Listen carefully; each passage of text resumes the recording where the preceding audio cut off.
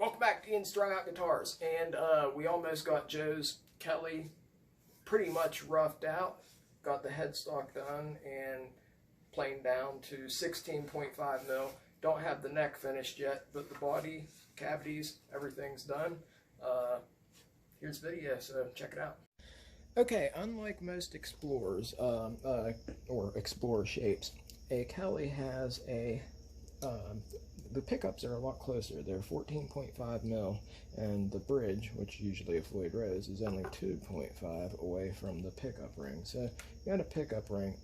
Since this is a 25/5 scale fretboard, I'm gonna put it about 3.5–4 mil back from pickup ring to pickup ring. Using this as just a guide, and yes, I cut my finger in half on the bandsaw, of course. You usually think it would be the router, but no, it's bandsaw.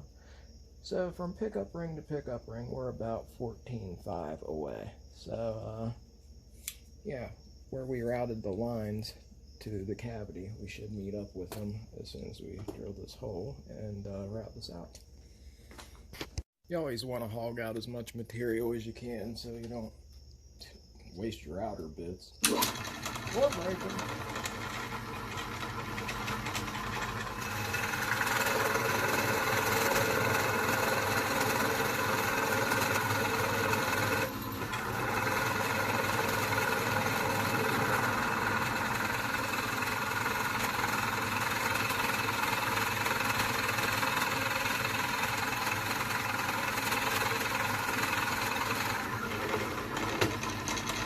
Okay, I made this template out of some scrap MDF. Shouldn't have to buy templates for some stuff like that. You can make them, they're not that hard. And got the center line lined up with the center line of the neck and the center line of the body.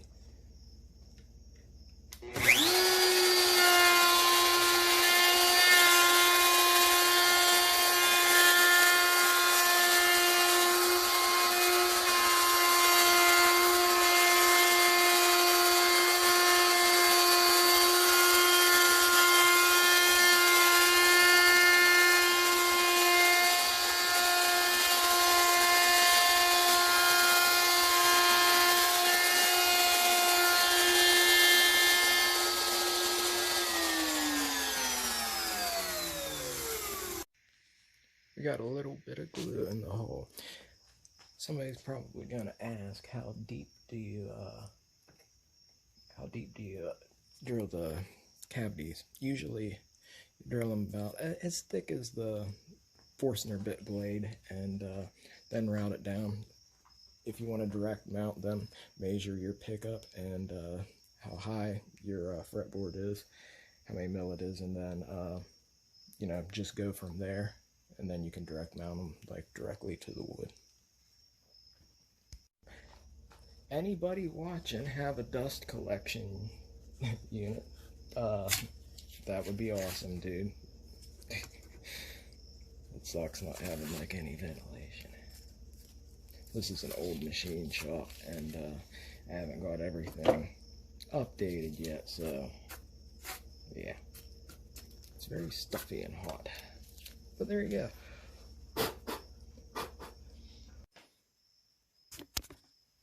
Alright, I have the neck jig that I've made out of floor laminate.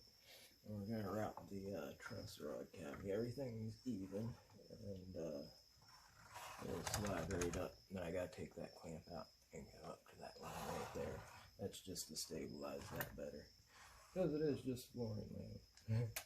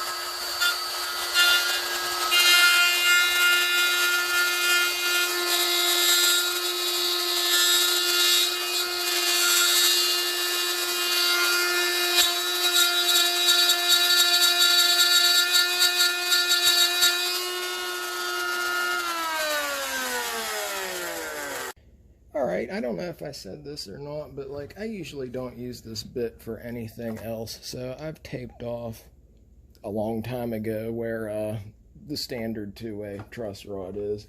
So it's at the right depth. I like to, I have to chisel out right around there. I like to make sure that there's enough room to comfortably fit the Allen wrench in, because there's going to be a slight 7-degree headstock angle on this.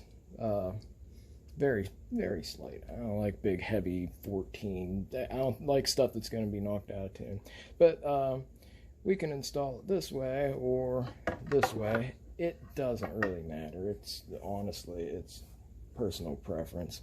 This way, you still have to knock the sides out right there, but you might have to take a little bit out of the fretboard or make it a little bit deeper. This way, you have to dig the Allen wrench in deeper, but it's flat with the fretboard. Doesn't matter. No, it just depends on what way you're used to tightening your truss rod.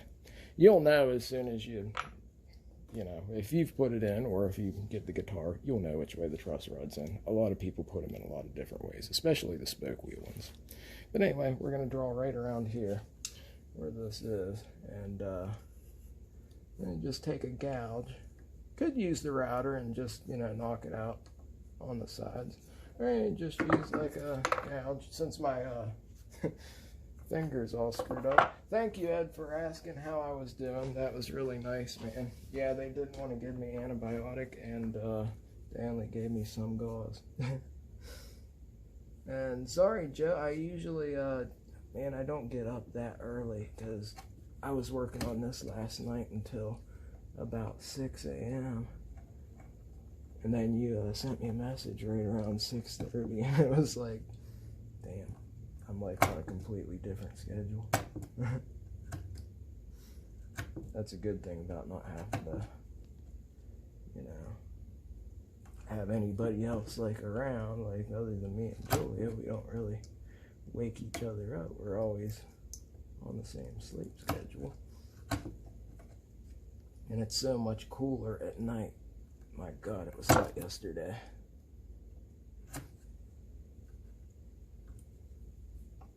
Yeah, I know my finger looks funny there. It looks ridiculous. Yeah.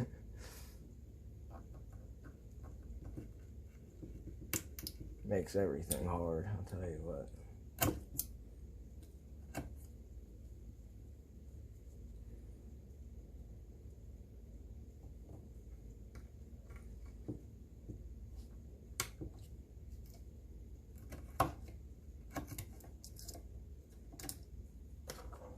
A little bit more left.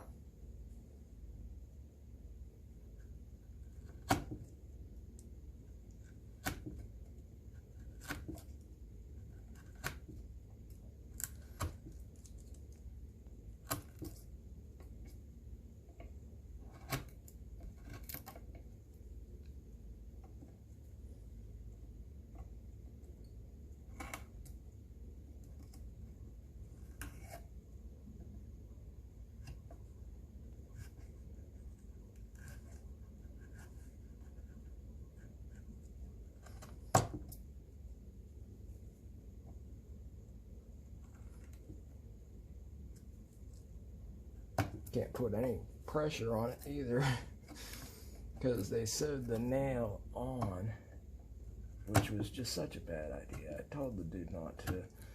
He sewed it back on and sewed, you know, stitched the nail, and now the nail, I trimmed it off last night, but good God, it's like a divining rod for pain. It just hits everything.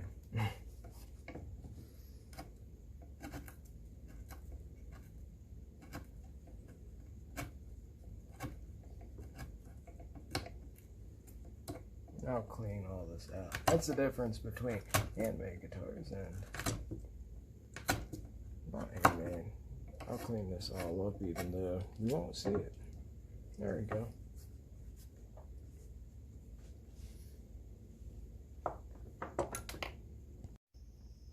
Before I attach the fretboard there, we're going to Sometimes, I like to cut this little notch out so that the nut has a place to rest directly on the fretboard. I think it sounds better. I mean, you know, a lot of old Floyd Roses, or old Jacksons and stuff with Floyd Rose locking nuts had a little shell. I like it. But anyway, before we put this on, we're going to do the cavity cover in the back. We already have it routed out. We just need to make the place for the cover. Okay, we have this piece of scrap maple here, and it's about 7 mil, so we want about 3. We can always sand it down, so we account for the template, and then half of the maple. We're at a depth right about there.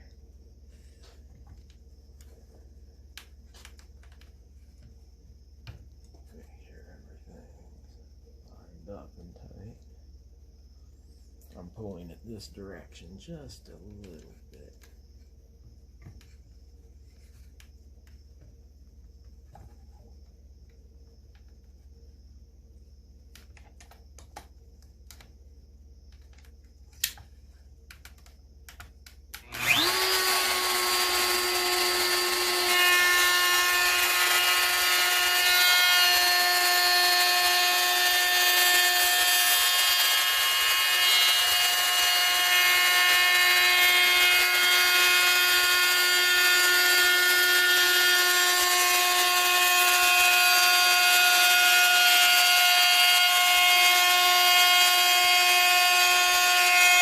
Okay.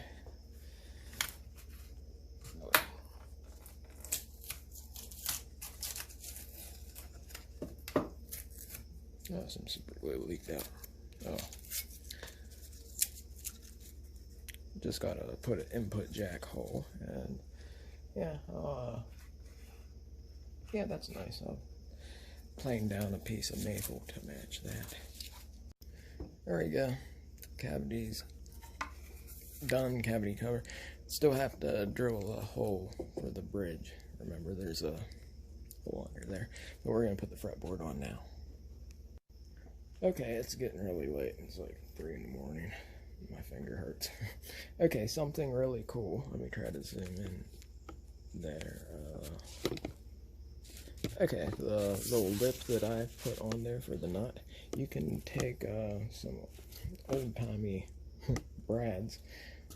They're made better back then. You can drill 2 holes up there and use them as locating pins, or you can, well, and you can also like drill a hole, say in the 24th fret if you want, and put one there. And now just pull it out whenever you're done. You know, tap it in, pull it out. Don't put it all the way in, and it'll, you know, the fret will hide it. And yeah, so let's get it glued down.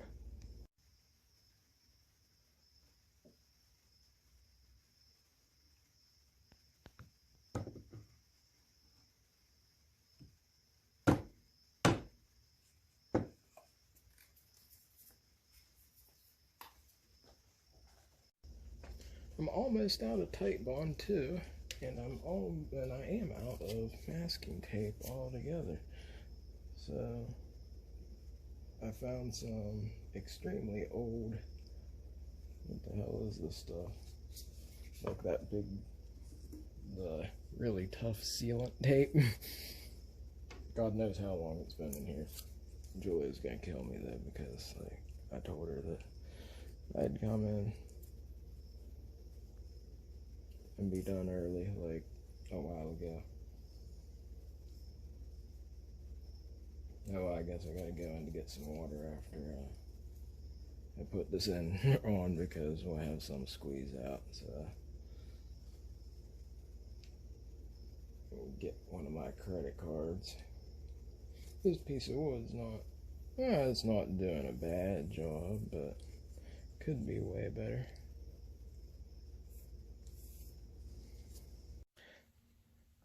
Again, don't drive the nails or the old school brads. I like the old ones that I have in this old shop, because they're old American made ones that came in the little containers, and none of them are ever messed up. Like, the quality control was just amazing back then. Okay, I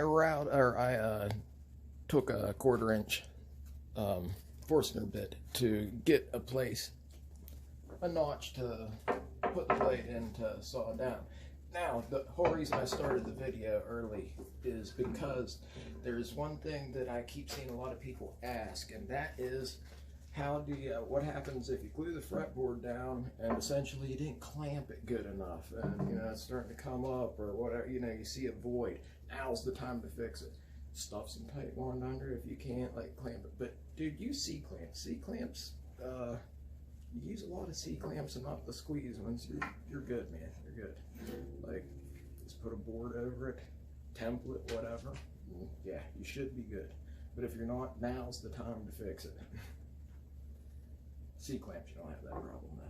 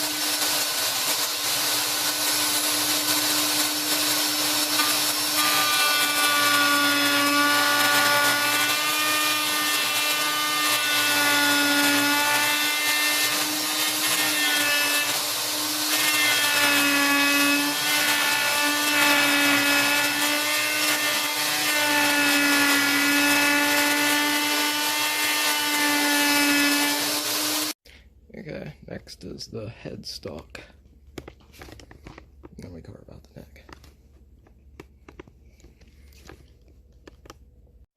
Okay, headstocks are generally 15 mil thick. So to keep with the theme of Purple Heart, Maple, Purple Heart, this is the piece that I cut from the back of the neck.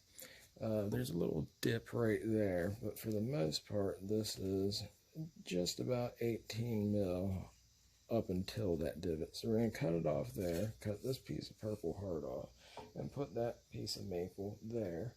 And then we just need another small one on that side. So I'll try to get one off of this, or I could use this piece right here of maple and just glue it to that side. Then we can cut the whole thing out. Drill the holes. I like drill, and then cut it out.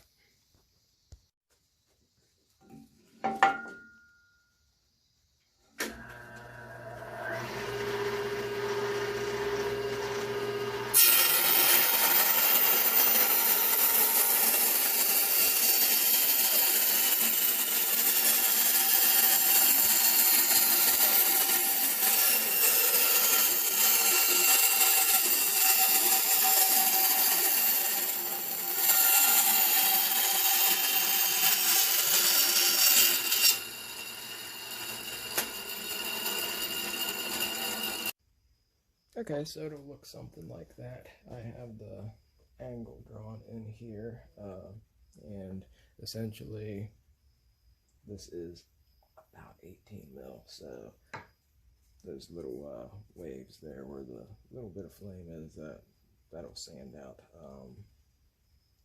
everything flat, so it'll look like that. We'll glue that on and then just cut that piece off and glue that right there. So kind of have a rough outline of it there. I just punched some holes where the tuners will be there. Alright, it's been overnight, I guess, there. Well, I don't know, it's like 2 in the afternoon or something like that. It was probably around 4 in the morning whenever I clamp this together. See, so Joe comments and stuff, says stuff like 6 in the morning. It's like, damn, dude, I'm just falling asleep. So this is what headstock looks like. I cut it out. I put the bigger block that we cut off here on there. I'm gonna cut it out on a bandsaw.